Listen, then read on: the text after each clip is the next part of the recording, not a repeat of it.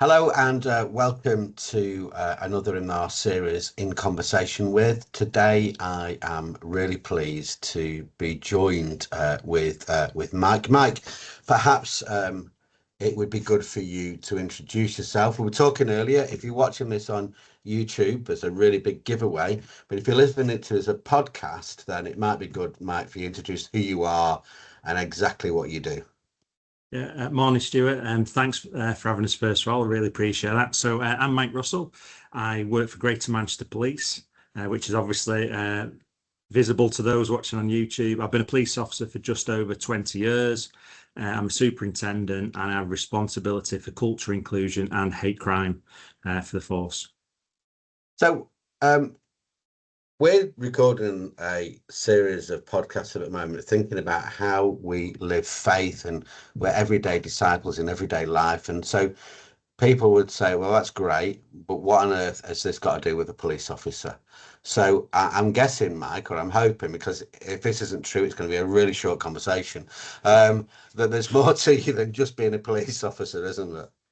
Absolutely. So I became a Christian when I was around about 15. So that was more than 20 years ago. And just for clarity, I know there's different phrases for Christian. So basically for me, that is Jesus, my Lord and Savior. I believe he died on the cross and rose again. So that's what I mean by Christian. So I didn't go join the police when I left university. I went to the private sector and I worked in there for about 3 years. But what I really felt was that I wanted to do something that was more public service led and Mhm. gave something back. And that's what led me to being in the police.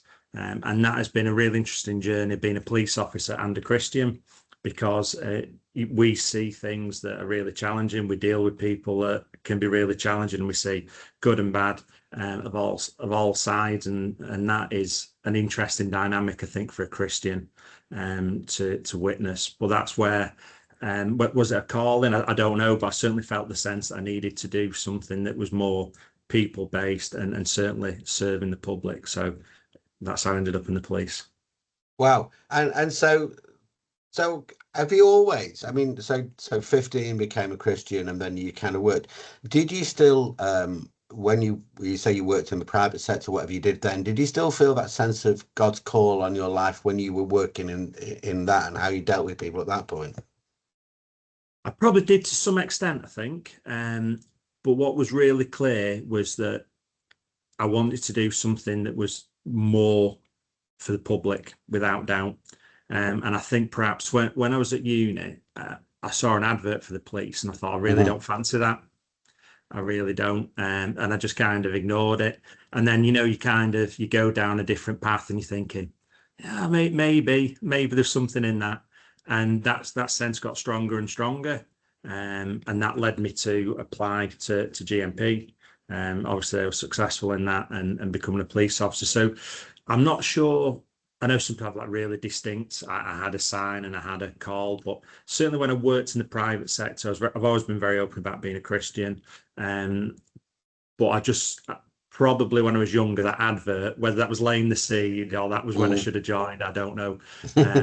But it's one of those things. I've ended up here anyway, so I guess there's an element that you always end up where you're meant to be. I think it's quite interesting. I think you've talked to lots of people in kind of more formal Christian ministry that tell a story quite similar to yours about, Right. oh, I should have done it and I didn't do it. And I think God's timing is probably always the right timing. So let's Yeah. go with you were in the right place at the right time, doing the thing that God wanted you to do. But when you first joined as a police officer, did you? I guess we all have an idealized view of what the job's going to be like, whatever we do, and how our faith might shape what we do there. Were there those kind of moments when you thought, "Oh my goodness, what have I done? How can I be a person of faith in this kind of environment?" Yeah, it's a really good question. That I think one of the biggest challenges when you become a police officer, and I suspect this is the same for most people, is you go you join the police service wanting to help the public, and then when you do join the police, you are helping people, but you also come across people that lie to you constantly. They're really believable as, I've not done this offence, I've not done this, that, and the other. And you're like, yeah, they can't have done it. And then you look at the evidence and the CCTV is as clear as day, or there's five witnesses. And that is very different from a Christian perspective, where we probably, and rightly so, I guess, look at the positives. We probably, generally speaking, most Christians give people the benefit of the doubt. And then you come into a world where there's people that don't tell the truth and habitually lie and do really bad things. And that was a very different world. It's obviously a very different world to what I'd experienced. So there is that kind of change in you as a Christian where you think, yeah, I still probably do give people the benefit of the doubt, but I also I've got to be cognizant and aware that there's some people I'm coming across that aren't going to tell me the truth, that aren't good people. So you've got to be professional, which is what as police officers we are. But as a Christian, that was very, very different. And I think one of the big challenges was how that then related to church life, because a lot of Christians, particularly at church, like I said, see the good in people. And then I've spent, all week and maybe sometimes you go weeks without going to church because of shifts. And you're thinking, my experience of the world is very different to yours. And, in terms of people I've known at church before, and I've seen a totally different life here. And that's a bit of a challenge, I think, as a Christian. Not necessarily my walk, but it's how you kind of change, I suppose, if that makes sense. Yeah, no, that makes complete sense. And it's interesting you said you can go weeks without going to church. We'll come back to that if we can in a short while. But I wonder, I guess the other side is as well, you've talked a bit about, I guess there's a danger you build up a default position of a sense of mistrust with people you're talking to. But also you see a darker side of life, don't you, as well? But thankfully most people are hidden from because it's not Yeah. it's not as prevalent as sometimes we think. How do you keep that sense of hope though when you spend so much time, seeing some of that darker stuff that goes on? Yeah, I mean, it can be hard. You can have some really, really tough shifts. And I was talking around this last night, how our welfare offer has changed for cops, because when I joined, you could have some really bad jobs and there's a bit of an informal, how was it? And that was it. But how do you keep hope? I suppose it's coming back to that key Christian message that I have got to the best of my abilities, try and represent Christ as best I can, whilst I'm professional, obviously. But at times, especially when I worked a lot of shifts, you could feel going to church refreshed me and rejuvenated me a bit, in sense of it almost brought me back to, there is something bigger here than just this world, if that makes sense. And that was definitely, and prayer, I suppose, is a big thing around that, Right. because you come across some really senseless acts, and that's not necessarily violence, but accidents, and you think that these are good people and something really bad's happened to them through no fault of their own.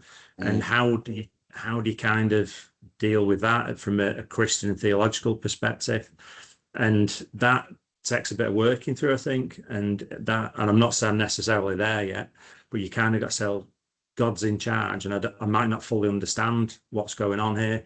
And then you just default to your police thing of, I got to be really professional, do the right thing by everyone. But it is hard when there's this world that, like you say, it's not prevalent. And no matter what the media says, most people thankfully don't experience most of this. But it is just trying to find that root of what my values are and how I should behave is always in Christ. And I think the challenge is then making sure that as a police officer, I try and connect as much as possible with God to keep me over there. I think well, I'm going to perhaps touch on this now because you've kind of mentioned it a couple of times about that kind of that grounding that gives you, I guess the ability just to continue when everything's looking really difficult. And I think part of being an everyday disciple is about making sure that we're fed, that we are encouraged, that we're, and I guess, rooted and grounded back with Jesus again. So you said just before that you found church a really big help for you when times were difficult. So kind of what ways do you use to find yourself to be connected back to that, oh, look at life, I'm having a really hard time, but actually there is this bigger picture. Just tell us some more about this kind of, I guess, spiritual practices that you use to help you. Yeah, so I mean, church, like I say, can be a challenge, and for me, finding some churches are more accepting and less accepting of police and shift work. I've definitely come across that. So you can go weeks and weeks without going to church, Yeah, and I have been to churches where the leadership have just not got that at all. right. You know, because if you're working all night, you're not going to be going to church in the morning because No. you know you're tired. But in terms of practices, we have the Christian Police Association, which is really, really useful for me because you've then got others that, whether the police officer, the police staff, understand this world, and you can have those conversations with someone that gets it, or also has that faith. So that's really useful. And some of the practical things I try to do, and podcasts I found have been really useful, is listen to a podcast on the way to work, just to try and start with that idea that, you know, praise. And I know some people that sing on, I don't do any of that. You won't want to hear me singing, but listening to you know, a Bible study on the way in, or some, just to try and get my day off on the right foot. Yeah. To kind of say this is who I am, because I know it's really easy as pressure and stuff goes on throughout the day to become less and less grounded in your faith. But I think if I try and start the day with that, that's really important. Prayer is obviously massive. But again, I find that sometimes my practice isn't as good as what it could be on that. I mean, you have, you know, pray at the start of the day, pray at the end of the day, but I do envy people that pray every second of every day, you know, and manage to do that. And I don't think that's a habit I formed enough.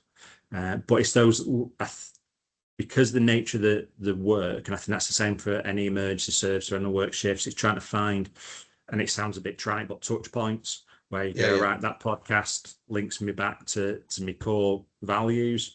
And that's a really simple way for me of doing that. And what I try and do is, if I manage to get some lunch, is I'll, you know, one of the Bible apps, just a quick 2-3 minute video. Now, whether that's all that sinking in, I don't know, but it's not the same as being at church. But the point is, it just reconnects me a little bit. And I think that's really, really useful, because that 3 minutes can take you from, you know, relying on myself and to going back to, actually, this is, you need to be back with God. So that they're kind of the things I've done recently. I think previously, prior to podcasts and stuff, it was a lot harder to do that.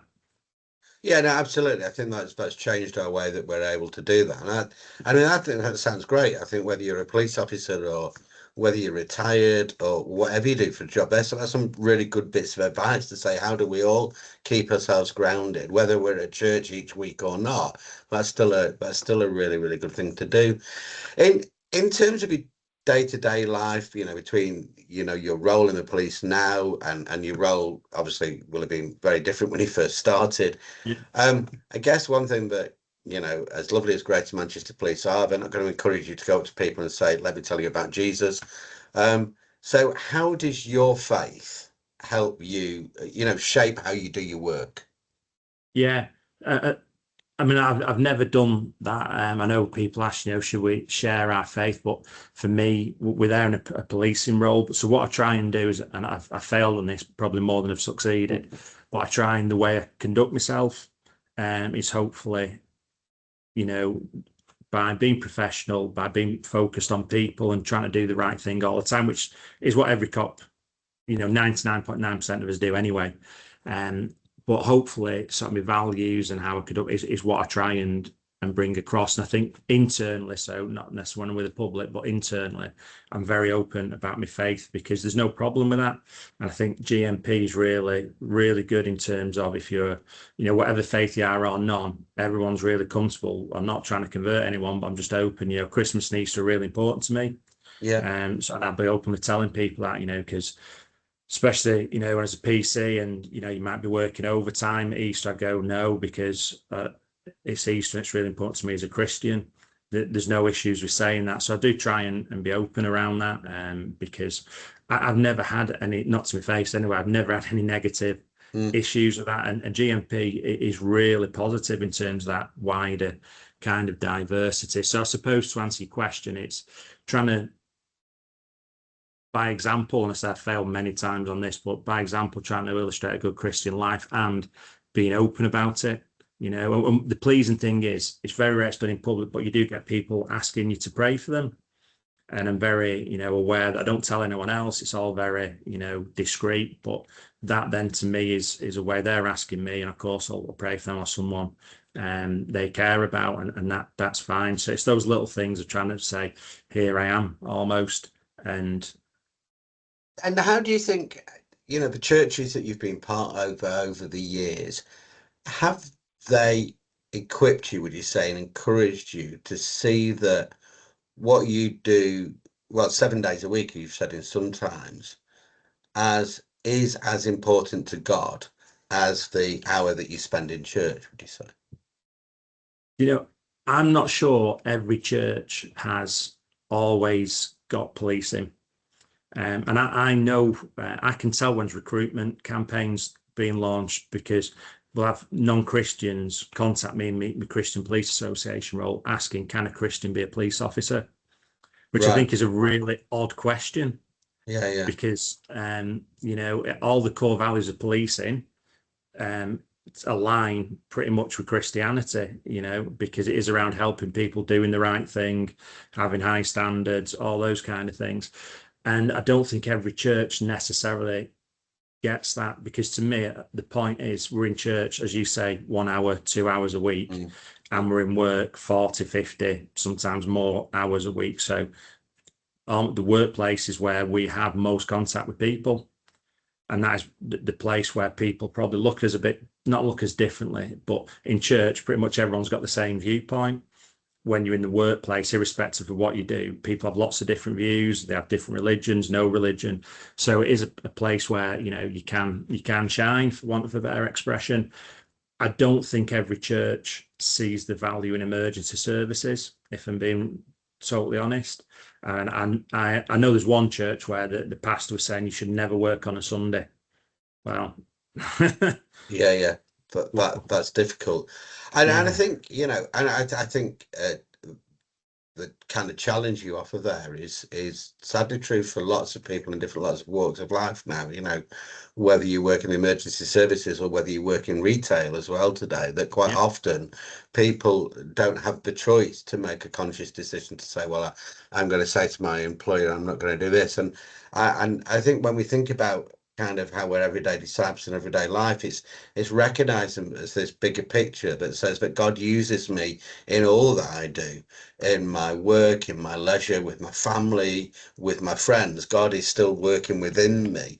And I think you've really eloquently put it, that the Sunday, the opportunities that we get to church are the bits that encourage us to go back out and into the world to do that living, not the end. It's the means to the end. And that's a good reminder. I think that's absolutely right. And I mean, obviously, I can talk from working in the emergency services, but if you work in retail, you probably got very little choice, but you have to work on a Sunday because everywhere's open now. And as society changes and becomes 24/7, you know, you might not work on a Sunday, but you might work on a Saturday night. So how does the church equip people that might not be there every week, but might be there once a month or once every other week, to still be part of the congregation, to still feel valued, and you know, to go back to the point you made there, to then feel equipped to go out into the world, knowing they're supported by a church, but also how they stay connected with Christ, to just be there. You know, people talk about being the genuine selves, and that as Christians is what we should be. I'm not saying, you know, we're overtly after browbeat people, but just by living our lives, hopefully people see something a little bit different. Mike, that seems the perfect place to leave it. And thank you for the time that you've given us today. It's been a really enjoyable conversation. Thanks again. Excellent. Thank you. Really enjoyed it.